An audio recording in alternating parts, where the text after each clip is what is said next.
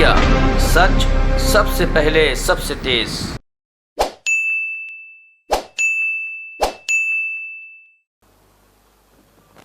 धन्यवाद मित्रों।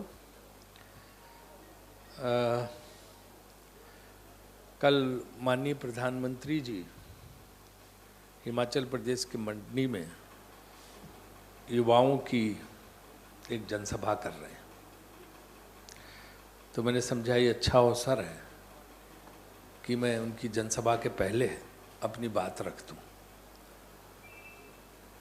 माननीय प्रधानमंत्री जी को हिमाचल की सरकार पूरी तरह से गुमराह कर रही है और एक युवा रैली करके एक मजाक बना रही है, क्योंकि हिमाचल का युवा सबसे ज़्यादा परेशान है, सबसे ज़्यादा त्रस्त है। तकरीबन 5,20,000 युवा बेरोजगार हैं हिमाचल प्रदेश में और नौकरी के लिए तड़प रहा है। उसके पास न रोजगार है और न नौकरी है। हिमाचल प्रदेश का भारतीय सेना में 4% योगदान है। पहला परमवीर चक्र भी हिमाचल प्रदेश से है और ये अग्निवीर योजना से वहाँ के हजारों युवा आहत हैं और वो इसके विरोध में लगातार प्रदर्शन कर रहे हैं। 67,500 सरकारी पद खाली पड़े हैं जिन्हें हिमाचल की सरकार ने भरा नहीं है और लगातार जो मांग हो रही उसके बावजूद भी युवाओं को नौकरी नहीं दी जा रही है। तो मेरा माननीय प्रधानमंत्री से आग्रह है कि पहले तो उन्हें हिमाचल सरकार को इस बात के लिए फटकार लगानी चाहिए उस रैली को संबोधित करने से पहले कि ये सब क्यों है कि 5.5 लाख युवा 5,20,000 युवा बेरोजगार हैं, 67,500 पद खाली पड़े हुए हैं और 70,000 करोड़ का कर्ज है हिमाचल सरकार के ऊपर, यानी कि प्रति वोटर 1.5 लाख रुपए का कर्ज है। 51% कर्ज पिछले 5 साल में बढ़ा है मौजूदा सरकार के उसमें। तो या तो प्रधानमंत्री जी कल इन सारी बातों का जवाब दें हिमाचल प्रदेश सरकार की तरफ से कि ये क्यों यहाँ पे इतने बेरोजगार युवा हैं, 67,000 से ज़्यादा पद क्यों खाली पड़े हैं और कर्ज तले इतने बड़े कर्ज के बोझ के नीचे हिमाचल की जनता को क्यों डाला है। तो इन 3 सवालों का जवाब हम माननीय प्रधानमंत्री जी से कहेंगे और मेरा ये आरोप है कि हिमाचल की सरकार उनको गुमराह करके वहाँ पे ले जा रही है और सब कुछ सरकारी खर्च में हो रहा है। जरा देखिए, चुनाव की घोषणा होने वाली है, सरकारी खर्च में रैली हो रही है, सरकार की बसें लगाई जा रही हैं, सरकार के अफसर लगाए जा रहे हैं लोगों की भीड़ लाने के लिए, सरकार की तरफ से कुर्सी पंडाल मंच कुछ पार्टी नहीं कर रही है, करोड़ों रुपया सरकार की तरफ से खर्च किया जा रहा। ऐसा तो कभी देखा ही नहीं गया कि चुनाव प्रचार के पहले चुनाव जहां होने वाला हुआ सरकारी खर्च पे करोड़ों रुपए खर्च करके सरकारी फंड पे रैली हो रही है। चुनाव आयोग को इस तरफ ध्यान देना चाहिए कि किस तरह का तमाशा वहाँ पे चल रहा है। तो ये सारी चीज़ें मैं आपके सामने रखना चाहता था। इसके बाद दूसरा एक मजबूत विषय है जो कि बागवानों को लेकर है। हिमाचल प्रदेश में सबसे ज़्यादा सेब उगाए जाते हैं और हिमाचल प्रदेश को एप्पल स्टेट, सेब का दर्जा देने का काम, सेब की खेती करने का काम कांग्रेस परिवार का ही है। विद्या स्ट्रोक जी के जो है फादर इन लॉ है ना, वो अमेरिका से लाए थी तकनीक और उसके बाद ये शुरू हुआ था वहाँ पे, जो कांग्रेस की वहाँ पे अध्यक्ष भी थी, मंत्री भी थी। आज हिमाचल में सेब बागवान जो है बहुत अच्छा कर रहे हैं, लेकिन वो परेशान है, जीएसटी लगा दी गई, सब कुछ उनके ऊपर कर दिया गया और इस सरकार ने जो वादे किए तो एक भी वादा पूरा नहीं किया। तो आज हमारे बीच में हिमाचल प्रदेश के 2 बड़े नेता मौजूद हैं। हमारे राष्ट्रीय प्रवक्ता कुलदीप राठौर जी, जो प्रदेश अध्यक्ष भी थे, ये बागबानों, सेब और अन्य जो वादे थे उनके बारे में प्रकाश डालेंगे। हमारी मैनिफेस्टो कमेटी के चेयरमैन धनीराम साड्डे जी भी हैं, जो कांग्रेस वर्ग के कमेटी हैं। इनसे भी कोई आप प्रश्न पूछना चाहेंगे तो उसका वो जवाब देंगे। विनीत जी तो हैं ही है, यहाँ पर पूछने की आवश्यकता नहीं है। तो मैं कुलदीप जी को बोलता हूँ संबोधित करें। मैं बोलता हूँ। Thank you very much. Welcome friends. मेरी राष्ट्रीय प्रवक्ता होने के नाते ये पहली प्रेस कॉन्फ्रेंस है मंच पे बैठे हमारे हिमाचल प्रदेश कांग्रेस मामलों के प्रभारी एवं सांसद श्री राजीव शुक्ला जी, पुनिया जी, धनीराम शांडिल जी, जैसा अभी शुक्ला जी ने कहा, मैं उस चर्चा को आगे बढ़ाना चाहता हूं। मैं तफसील में नहीं जाऊंगा। जो बातें आज के संदर्भ में महत्वपूर्ण हैं उन पे बात करना चाहूँगा। प्रधानमंत्री जी कल हिमाचल के दौरे पे जा रहे हैं। एक हिमाचली होने के नाते हम देवभूमि में उनका स्वागत करते हैं। हर बार जब वो हिमाचल आते हैं तो लोगों को लगता है कि प्रधानमंत्री जी हिमाचल के लिए कोई सौगात देकर जाएंगे। पिछले चुनाव में जब प्रधानमंत्री जी हिमाचल के दौरे पे आए थे, चुनाव से पहले की मैं बात कहता हूँ, उन्होंने कुछ वायदे हिमाचल की जनता से किए थे और आज अफसोस है चुनाव दहलीज पे हैं, वो फिर से आए हैं। कुछ प्रश्न हम उनसे पूछना चाहते हैं। जो वादा खिलाफी हिमाचल की जनता के साथ उन्होंने की है, हम उस पर चर्चा करना चाहेंगे।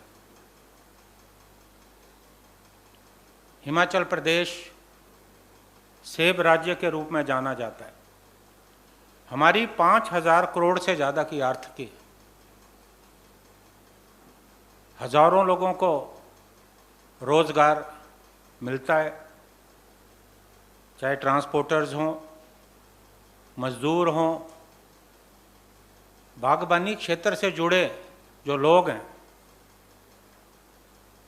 उन्हें रोजगार मिलता है। प्रधानमंत्री जी ने पिछले जब चुनाव थे उस वक्त उन्होंने हिमाचल में जो जन सभाएं संबोधित की, 29 अप्रैल 2014 पालमपुर, मंडी और सोलन में रैलियों के दौरान उन्होंने घोषणा की थी कि विदेशी सेब पर जो आयात शुल्क है उसे वो 100% करने वाले, क्योंकि इस वक्त 40 देशों से यहाँ सेब आ रहा है। उस वजह से हमारा जो बागवानी उद्योग है वो खतरे में पड़ गया। अभी 50% शुल्क है। किसानों की मांग थी, बागवानों की मांग थी कि 100% होना चाहिए। उन्होंने वायदा भी किया, लेकिन आज तक ये वायदा पूरा नहीं हुआ। इस समय विदेशों से जो सेब आ रहा है, खासकर अमेरिका या चीन से सेब, वो अफगानिस्तान के साथ रास्ते आ रहा है, क्योंकि ड्यूटी फ्री है। जब सेब विदेशों से आता है कोई शुल्क नहीं, तो हमारे यहाँ जो सेब है यकायक दाम गिर जाते हैं। तो हमारी उनसे मांग है कि पहले तो आप स्पष्टीकरण दें कि आपने इतने वर्षों में संज्ञान क्यों नहीं लिया।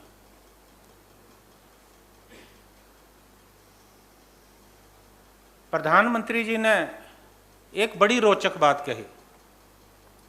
पिछले चुनावों की बात मैं कर रहा हूं। 18 अक्टूबर 2016, 27 अप्रैल 2016 मंडी की रैली के दौरान, जहां वो कल जा रहे हैं, प्रधानमंत्री जी ने कहा कि जो बोतल बंद कोल्ड ड्रिंक्स हैं पेप्सी, कोक, उस कोक में 5% नेचुरल फ्रूट जूस का उन्होंने वायदा किया था। मैं पुनिया जी से निवेदन करता हूं कि जरा वीडियो क्लिपिंग दिखाएं। ये जो आप एरेटेड वाटर देते हैं, कम से कम 5% नेचुरल जूस उसमें मिक्स कीजिए। सच्चे पक्के फलों का रस उसमें होना चाहिए। अगर 5% भी डालते हैं, फलों के व्यापारी को माल बेचने के लिए तरसना नहीं पड़ेगा। अब नागपुर के अंदर काम कोका कोला के साथ, पेप्सी के साथ शुरू हो गया है, और वहां जो संतरे पैदा होते हैं, 5% संतरे का रस ऑफिशियली डाला जा रहा है। आने वाले दिनों में हिमाचल के किसानों को भी उसका लाभ मिले। मैं इन कंपनियों के साथ लगातार बात कर रहा हूं, कभी न कभी परिणाम ला के रहूंगा भाई। देखिए, प्रत्यक्ष को प्रमाण की आवश्यकता नहीं है, आपने अभी देखा। अब हम सभी लोग जानते हैं, चाहे कोक हो, पेप्सी हो, they have their own set formula. वो बड़ा सीक्रेट होता है, उस फार्मूले के साथ छेड़छाड़ नहीं की जा सकती। लेकिन प्रधानमंत्री जी ने बगैर सोचे समझे इतनी बड़ी बात कही, इसका हमें बहुत ज़्यादा अफसोस है। और जो देश के इतने ऊंचे पद पे बैठे हैं, उनसे ये आशा नहीं की जा सकती कि वो इस तरह की बात करें। एक मैं महत्वपूर्ण बात कहना चाहता हूँ। कांग्रेस पार्टी के शासनकाल में गौतम अडानी ने हमारे यहाँ सीए स्टोर लगाने की सरकार से मंशा जाहिर की। उस समय ये लगा कि उनके आने से प्रदेश को फायदा होगा। उन्होंने कहा कि हम उनको सस्ती ज़मीन दी गई। 118 की जो परमिशन है, जो अनिवार्य है हिमाचल में, उनको दी गई। औने पौने दाम में उन्होंने ज़मीन खरीदी। उस वक्त सरकार की ये मंशा थी कि अडानी साहब के आने से किसानों और बागवानों को उचित मूल्य मिलेगा।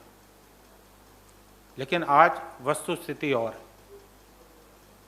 अडानी साहब के 3 सीए स्टोर हैं, 10 लाख वो सेब के बक्से खरीदते हैं, जबकि हमारा जो उत्पादन है वो 2.5-3 करोड़ के करीब होता है। लेकिन वो मूल्यों को प्रभावित करते हैं। इस विषय में मैं आपको कहना चाहूँगा, पिछले वर्ष उन्होंने 72 रुपीज़ पर केजी किसानों से, बागवानों से सेब खरीदा, और इस साल वो दाम घटकर 60 पे आ गए। पहले तो मैं ये कहना चाहूँगा, बागवानों से 72 रुपये, 60 रुपये, और वही सेब जब मार्केट में आता है तो 4 गुना 5 गुना दामों में बिकता है, 250-300 रुपये किलो। तो कितना बड़ा शोषण है। जहाँ किसानों और बागवानों को नुकसान होता है, वहाँ उपभोक्ताओं को बड़े महंगे दाम पे सेब मिलता है।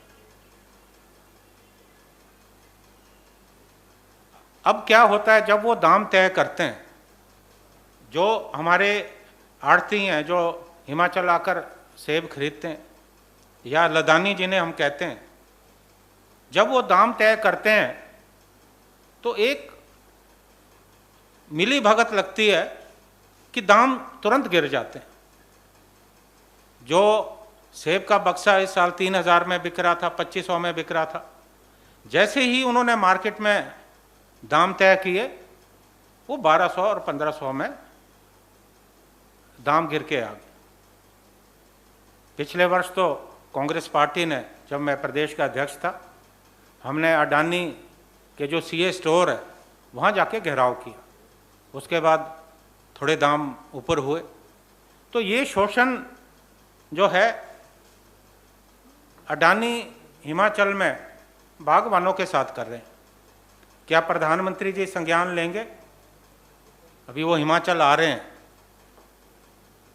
कि इस तरह की पुनरावृत्ति ना हो और किसानों और बागवानों को उचित दाम मिले। कांग्रेस पार्टी के समय में जब श्री वीरभद्र सिंह जी मुख्यमंत्री थे प्रदेश के, श्रीमती विद्या स्टोक्स बागवानी मंत्री थी, 1134 करोड़ का विश्व बैंक परियोजना के तहत हॉर्टिकल्चर डेवलपमेंट प्रोजेक्ट सैंक्शन किया गया। बहुत बड़ा अमाउंट है 1134 करोड़। इसके तहत हमारे जो सेब के बाग हैं उनका नवीनीकरण होना था, नई वैरायटी आनी थी, उन्नत नर्सरी और सीए स्टोर बनने थे। लेकिन जब से ये सरकार बनी, ये कुंडली मार के बैठ गई और इस बात का अफसोस है कि अभी तक ये पैसा खर्च नहीं किया गया। इस पैसे को डाइवर्ट करने की कोशिश हुई और एक समय तो ऐसा आया कि विश्व बैंक ने इस परियोजना को रद्द करने का फैसला किया। तो ये अपने आप में जो राज्य सरकार है उनका बागवानी विरोधी फैसला है। क्या प्रधानमंत्री जी इस पे संज्ञान लेंगे? 1982 और 83 में एक डिजीज, फंगल डिजीज आई जिसे स्कैब का नाम दिया गया।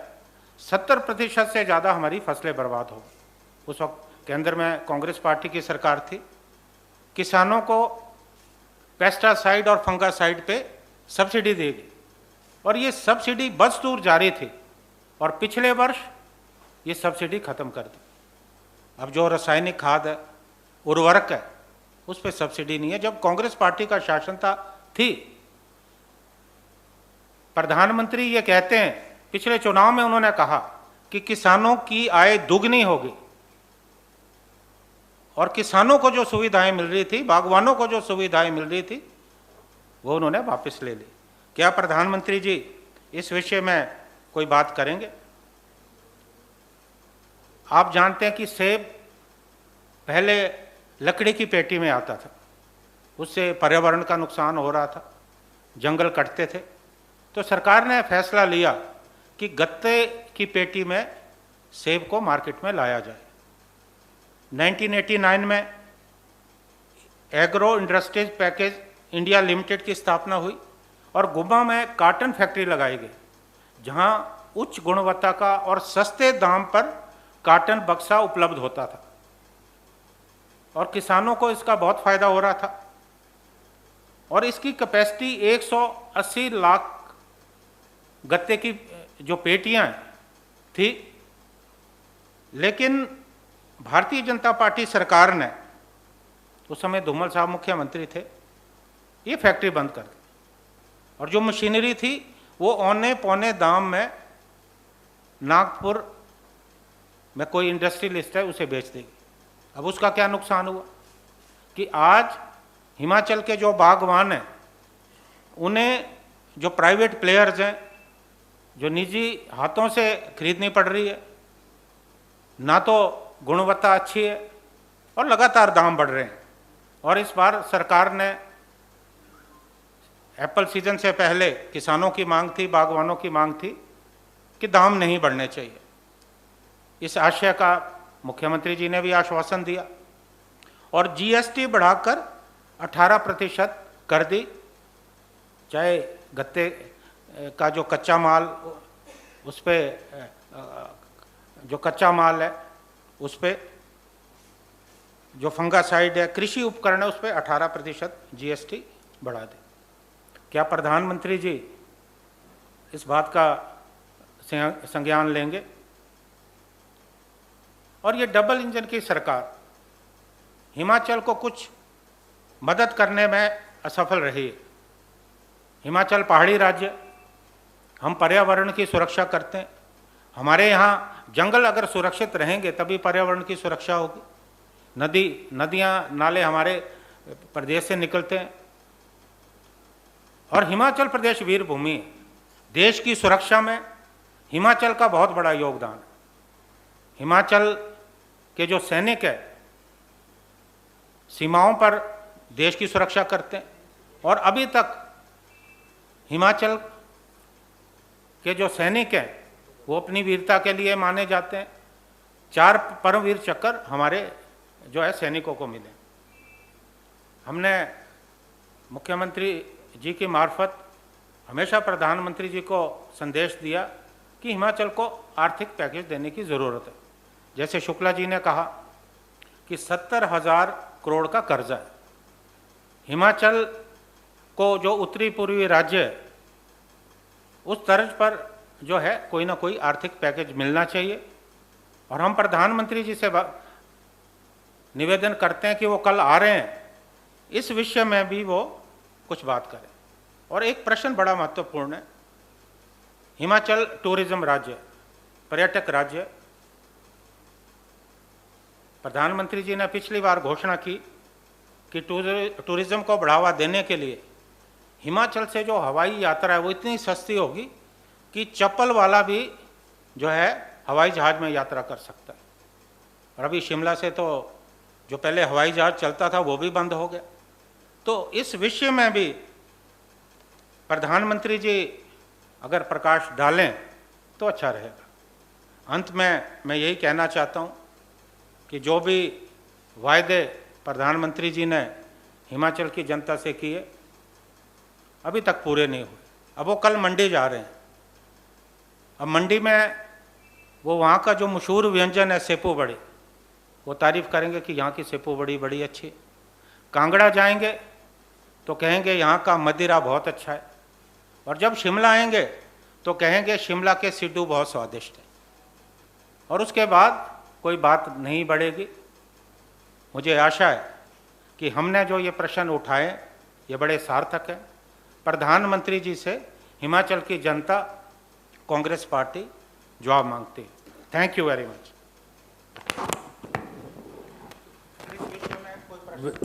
बेसिकली मुझे ऐसा लगता है कि जो कुलदीप राठौड़ जी हिमाचल कांग्रेस की ओर से 2-3 चीज़ें पूछ रहे हैं, मांग रहे हैं। एक तो पेप्सी और कोका कोला में 5% जूस कब से मिलाया जाएगा, तो प्रधानमंत्री जी ने वादा किया था, ताकि वहाँ से हो जाए तो बता दें। या ये जूस में 5% कोका कोला और पेप्सी वाले बताएं कि क्या 5% जूस मिला के पिला रहे हैं क्या, जो उस समय पेप्सी और कोका कोला लोग पी रहे हैं। क्योंकि जैसी घोषणा हुई तो एक ही जवाब ये चाहते हैं। और दूसरा जो है, जो 18% GST लगा दी है सेब की पेटी पे, जो गत्ते की पेटी बनती है, उसको कब से विड्रॉ किया जाएगा। ये चीज़ें जो है उनको बतानी चाहिए। ये तो है ना। हाँ हाँ। और कोई प्रश्न है?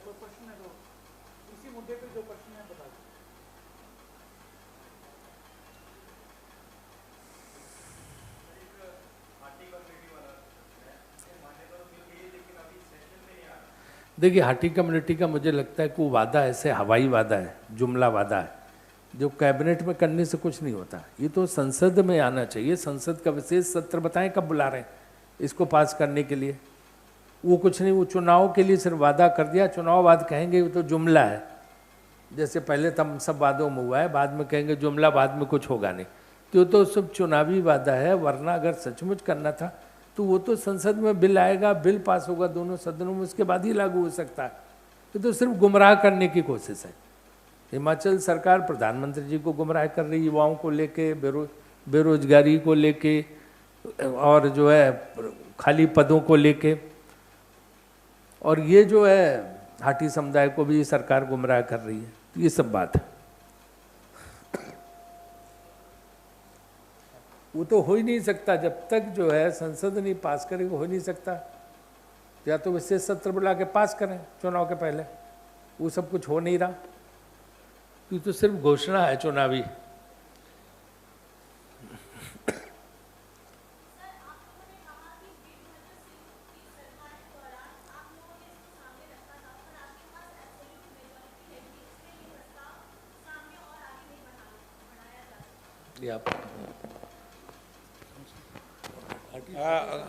Can you repeat this question?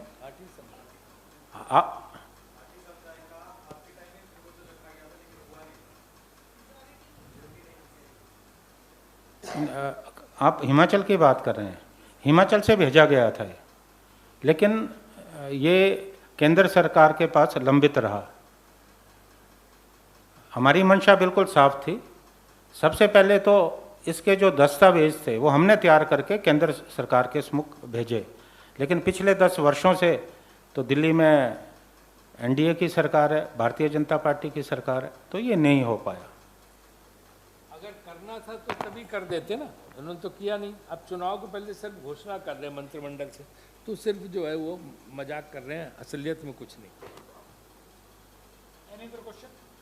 प्रधानमंत्री 24 तारीख को मंडी में बड़ी रैली कर रहे हैं। कहा जा रहा है विधानसभा चुनाव से पहले उनकी एक तैयारी के सिलसिले में रैली हो रही है। कांग्रेस पार्टी की केंद्रीय नेतृत्व के द्वारा कोई रैली का आयोजन है क्या? नहीं, हम लोग भी अपनी रैलियां प्लान कर रहे हैं, लेकिन इनकी ये जो रैली है तो सरकारी रैली है, सरकारी खर्चे पर रैली कर रहे हैं। हम तो पार्टी की तरफ से रैली करेंगे, हमारे पार्टी का कार्यकर्ताओं खर्च पे रैली होगी, तो सरकारी खर्चे पर रैली हो रही। वो चुनावी घोषणा के पहले का फायदा लेके चुनावी रैली सरकारी खर्चे पे चुनावी रैली कर रहे हैं। आप स्वयं प्रश्न कर रहे हैं तो अपने आप स्पष्ट है, इसको चुनावी रैली कहनी नहीं चाहिए।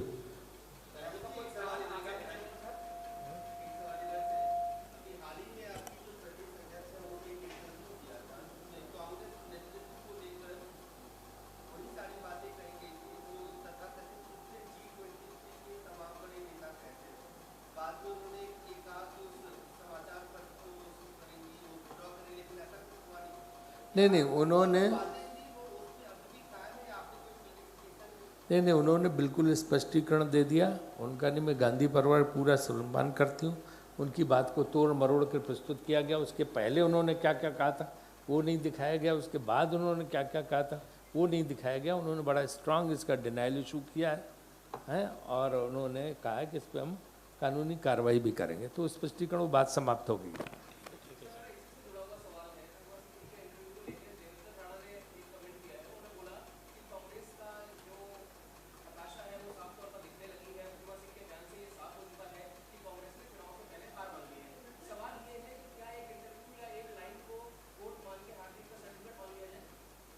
वही मैं आपसे कह रहा हूँ कि तो कोई बात नहीं। किसने बोला? कौन? देवेंद्र राणा?